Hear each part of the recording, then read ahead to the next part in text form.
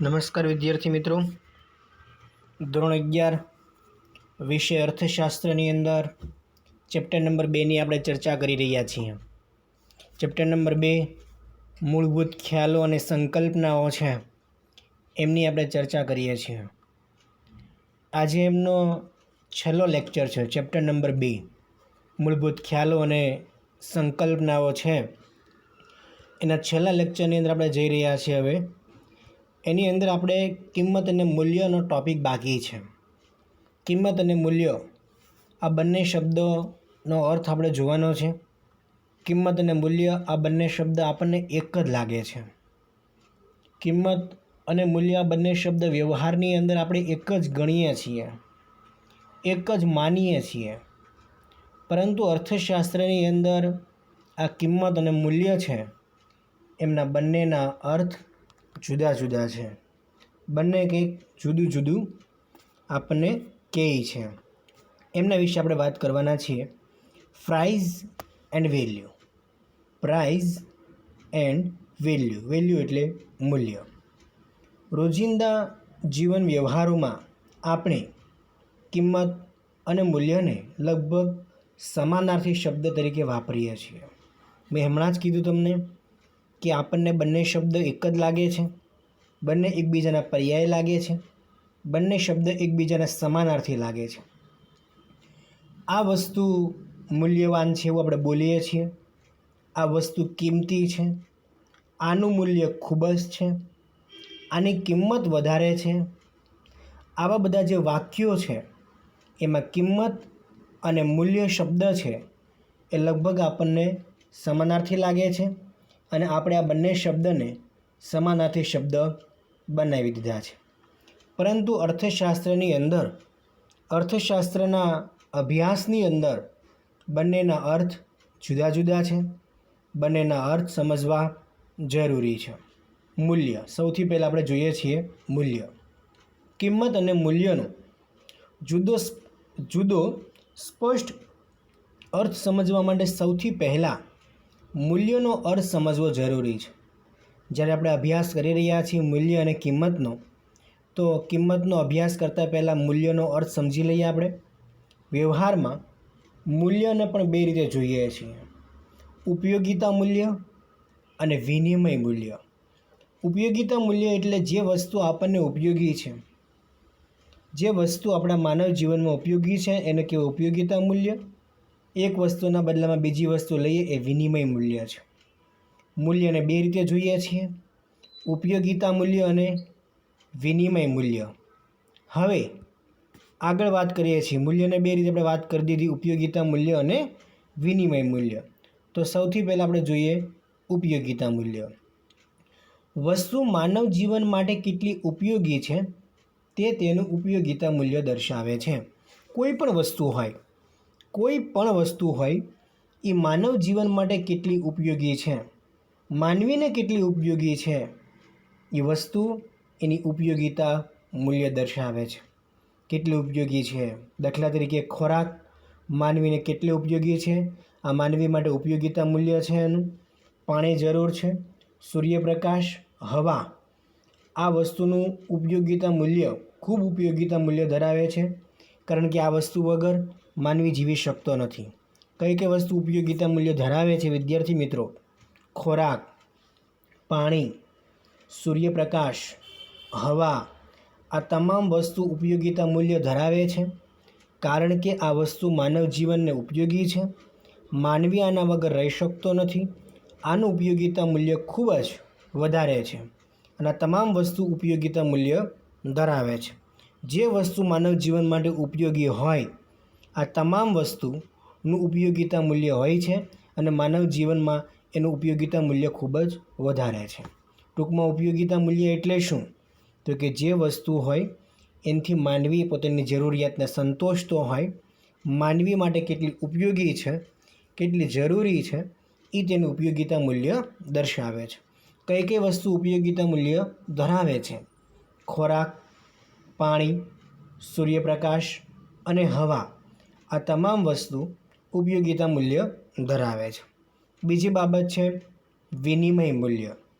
વસ્તુ કે સેવા આપીએ એના બદલામાં અન્ય વસ્તુ કે સેવા લેવાની થાય ત્યારે એક વસ્તુના બદલામાં અન્ય વસ્તુ કેટલા એકમ મળે છે જે તેનું વસ્તુનું વિનિમય મૂલ્ય દર્શાવે છે. એક વસ્તુ આપણે આપીએ છીએ એના બદલામાં બીજી વસ્તુ આપણને કેટલી મળે છે, કેટલા એકમ મળે છે, આ એનું થયું વિનિમય મૂલ્ય. એક વસ્તુના બદલામાં બીજી વસ્તુનું મૂલ્ય એને કહેવાય વિનિમય મૂલ્ય. એક વસ્તુના બદલામાં બીજી વસ્તુનું મૂલ્ય. ઘઉંના બદલામાં કેટલા પ્રમાણમાં ચોખા મળશે તેનું વિનિમય મૂલ્ય દર્શાવે છે. દાખલા તરીકે 1 કિલો ઘઉં બરાબર 3 કિલો ચોખા, અથવા તો કોઈ પણ હોય 1 કિલો ઘઉં બરાબર 2 કિલો ચોખા, તો 1 કિલો ઘઉં એમનું વિનિમય મૂલ્ય 2 કિલો ચોખા. 2 કિલો ચોખાનું વિનિમય મૂલ્ય તો કે 1 કિલો ઘઉં થયું. આ બંનેની વાત કરી, ઘઉં અને ચોખાની વાત કરી આપણે. આ એકબીજાનું શું દર્શાવ્યું છે? વિનિમય મૂલ્ય. કે એક વસ્તુના બદલામાં બીજી વસ્તુ તમને કેટલા એકમ મળે છે આને કહેવાય જે તે વસ્તુનું વિનિમય મૂલ્ય. અહીંયા ઘઉંનું વિનિમય મૂલ્ય કહેવાય તો કે 2 કિલો ચોખા છે. દરેક વસ્તુનું વિનિમય મૂલ્ય હોય છે કે એ વસ્તુના બદલામાં બીજી વસ્તુ કેટલી મળે છે, એ થયું વિનિમય મૂલ્ય. વસ્તુ કે સેવા આપીને તેના બદલામાં અન્ય વસ્તુ કે સેવા લેવાની થાય ત્યારે એક વસ્તુ જ્યારે આપીએ છીએ ત્યારે અન્ય વસ્તુના કેટલા એકમ આપણને મળે છે એને કહેશું આપણે વિનિમય મૂલ્ય. હવે આગળ વાત કરીએ છીએ વિનિમય મૂલ્યની, તો એની અંદર ઉપયોગિતા મૂલ્ય અને વિનિમય મૂલ્ય વચ્ચેનો આપણે શું આપ્યો છે? પહેલાં તો સંબંધ આપ્યો છે. બંને વચ્ચે કેટલો સંબંધ છે એની વાત કરીએ. બહુ અગત્યની વસ્તુ છે, ધ્યાન રાખજો વિદ્યાર્થી મિત્રો, થોડુંક સમજવા જેવું છે. વસ્તુનું ઉપયોગિતા મૂલ્ય હોય તો તેનું વિનિમય મૂલ્ય હશે જ એમ કહી શકાય નહીં. સમજો કહું, વિનિમય મૂલ્ય એટલે એકના બદલામાં બીજી વસ્તુ મેળવવી, એને કહેવાય વિનિમય મૂલ્ય. ઉપયોગિતા મૂલ્ય એટલે ઉપયોગી હોય એને કહેવાય ઉપયોગિતા મૂલ્ય. ઉપયોગિતા મૂલ્ય હોય તો તેનું વિનિમય મૂલ્ય હશે જ તેમ કહી શકાય નહીં. દાખલા તરીકે હવા એનું ઉપયોગિતા મૂલ્ય છે, સમજો એ મને તમને બધાને ઉપયોગી છે, એનું ઉપયોગિતા મૂલ્ય છે, સમજીએ છીએ, હા આપણે માનીએ છીએ, પણ તેનું વિનિમય મૂલ્ય છે? આપણે પૈસાથી ખરીદવા જઈએ છીએ હવા કોઈ? નહીં. એનું ઉપયોગિતા મૂલ્ય છે, એ ઉપયોગી થાય છે, પણ એમનું વિનિમય મૂલ્ય નથી.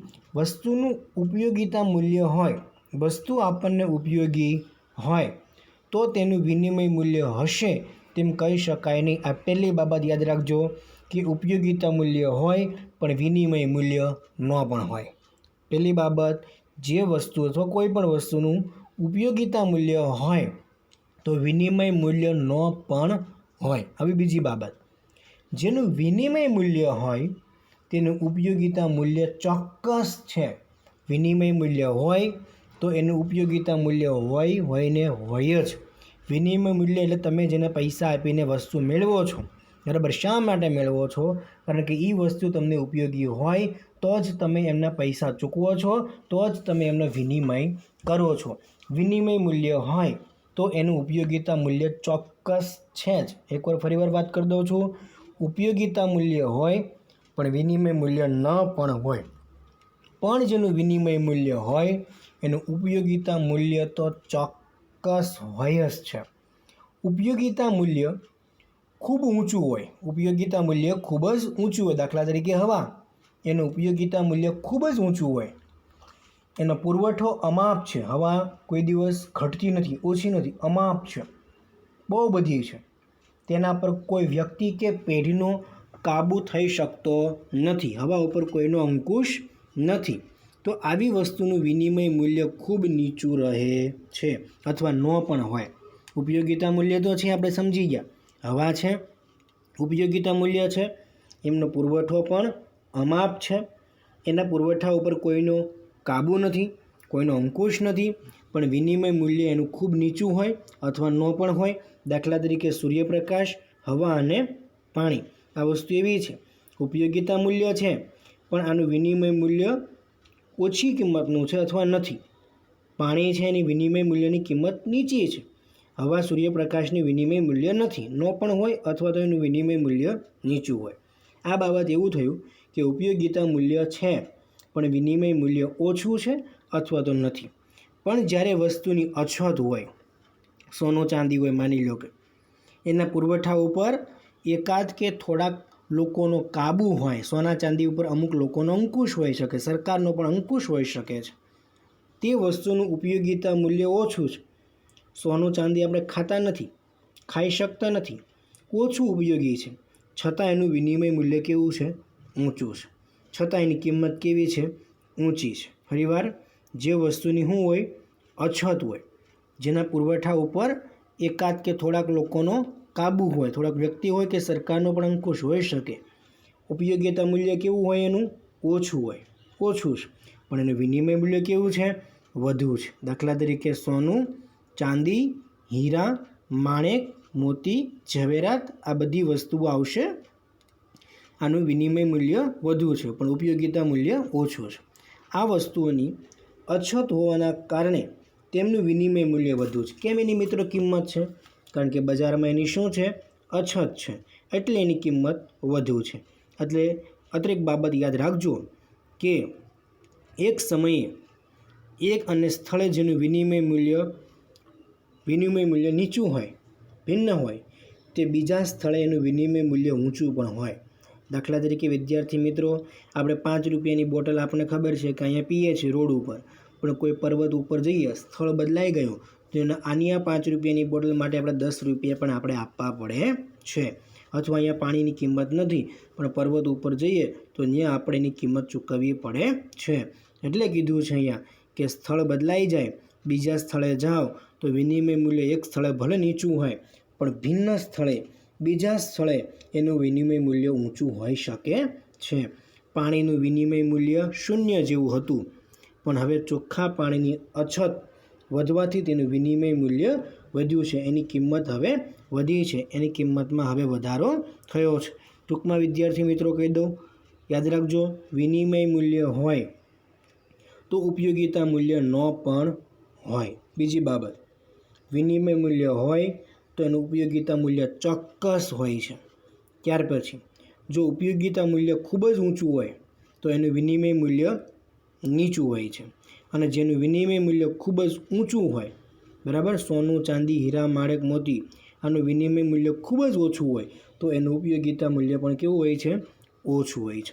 અલગ અલગ સ્થળે, અલગ અલગ સમયે વસ્તુની કિંમત પણ અલગ અલગ હોઈ શકે છે. વિદ્યાર્થી મિત્રો, હવે આપણે આગળ વાત કરીએ છીએ તો કે ઉપયોગિતા મૂલ્ય અને વિનિમય મૂલ્ય આ બંનેનો આપણે અર્થભેદ સમજ્યા પછી યાદ રાખવાનું કે અર્થશાસ્ત્રમાં જ્યાં જ્યાં મૂલ્ય શબ્દ વપરાય છે એ આપણે કોના સંદર્ભમાં વાપરીએ છીએ? તો કે વિનિમય મૂલ્યના સંદર્ભમાં જ વપરાયો છે. આપણે કિંમતના સંદર્ભમાં વાપરવાનો નથી. અર્થશાસ્ત્રની હું વાત કરું છું વિદ્યાર્થી મિત્રો કે અર્થશાસ્ત્રમાં તમને જ્યાં પણ આ મૂલ્ય શબ્દ વપરાય છે, જ્યાં પણ મૂલ્ય શબ્દ આવતો હોય તો આપણે એક જ મૂલ્ય યાદ રાખવાનું, એ વિનિમય મૂલ્યનો અર્થ લેવાનો છે. એ મૂલ્ય કેના અર્થમાં વપરાયો છે? તો કે મૂલ્યનો શબ્દ એ વિનિમય મૂલ્યના સંદર્ભમાં જ શબ્દ મૂકવામાં આવ્યો છે એવું તમારે માનવાનું છે. એટલે કે અર્થશાસ્ત્રના અભ્યાસમાં મૂલ્ય શબ્દનો અર્થ છે. હવે મૂલ્ય શબ્દની સાચી વ્યાખ્યા આવે છે, યાદ રાખજો કે એક વસ્તુના બદલામાં અન્ય વસ્તુના કેટલા એકમ મળશે તે પ્રમાણ જે તે વસ્તુનું મૂલ્ય દર્શાવે છે. અથવા એમ કહેવાય કે એક વસ્તુના બદલામાં નાણાંના એકમ ચૂકવવાના હોય ત્યારે વસ્તુના બદલામાં ચૂકવાતા નાણાકીય એકમ તે વસ્તુની કિંમત દર્શાવે છે. આ કિંમત એક અલગ બાબત છે. પહેલાં વિનિમય મૂલ્યની વાત કરું છું. વિનિમય મૂલ્યનો અર્થ થાય છે એક વસ્તુના બદલામાં કોઈ એક વસ્તુ લ્યો છો તો અન્ય વસ્તુના કેટલા એકમ તમને મળશે. એક વસ્તુ તમે આપો છો તો બીજી વસ્તુના તમને કેટલા એકમ મળશે, એ થયું મૂલ્ય થયું. હવે વસ્તુના બદલામાં નાણાં જો ચૂકવવાના થતા હોય ત્યારે આપણે વસ્તુના બદલામાં ચૂકવાતા નાણાકીય એકમ એ વસ્તુની કિંમત દર્શાવે છે. જ્યારે આપણે વસ્તુ લેવા જઈએ છીએ અને જ્યારે આપણે પૈસા ચૂકવીએ છીએ એ વસ્તુની કિંમત કહેવામાં આવે છે, એ વસ્તુની કિંમત દર્શાવે છે. આમ મૂલ્ય એટલે વસ્તુ કે સેવાનું અન્ય વસ્તુના પ્રમાણમાં વિનિમય મૂલ્ય. મૂલ્ય એટલે એક વસ્તુ કે સેવાના બદલામાં અન્ય વસ્તુનું પ્રમાણ એને કહેશું વિનિમય મૂલ્ય. એક વસ્તુના બદલામાં બીજી વસ્તુ એને કહેવાય વિનિમય મૂલ્ય.